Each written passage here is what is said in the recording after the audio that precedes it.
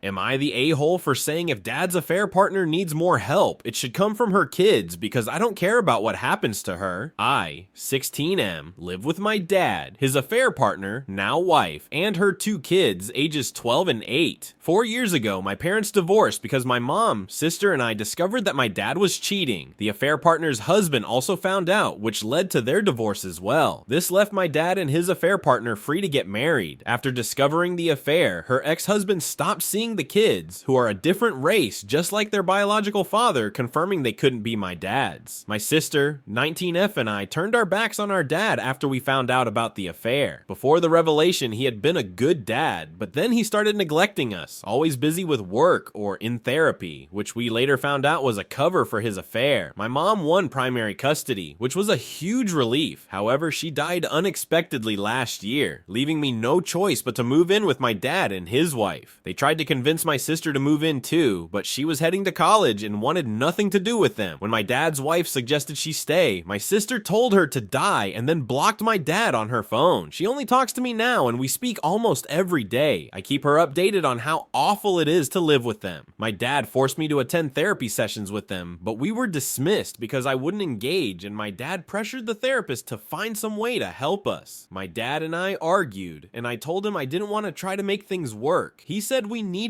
to because I couldn't hide behind my mom anymore. He apologized for upsetting my sister and me, but argued that we should try to understand that he fell in love. I told him I didn't care and that I was only there until I could leave, just like my sister did. I do have other family, but none in the same state, which complicates things. My grandparents tried to get custody of me, but being 16 and having a living parent in state made that impossible. Now my dad and his wife are expecting a baby, and she has several health complications, constant sickness, frequent bleeding, and severe high blood pressure. They wanted me to help out with her care when I return from school each day until my dad gets home, but I refused and now come home late to avoid them. If she asks for water or anything else while I'm around, I ignore her. They've stressed how serious her condition is, saying she and the baby could die and that I need to help because of the severity of the situation. I told them they should ask her own kids for help because I don't care what happens to her. I said I don't even want to be here and never wanted to be. I told them they were sick and needed to leave me alone because they weren't making a family out of the mess they created. They argued that her kids are too young and that I should care for any human life. Am I the a-hole?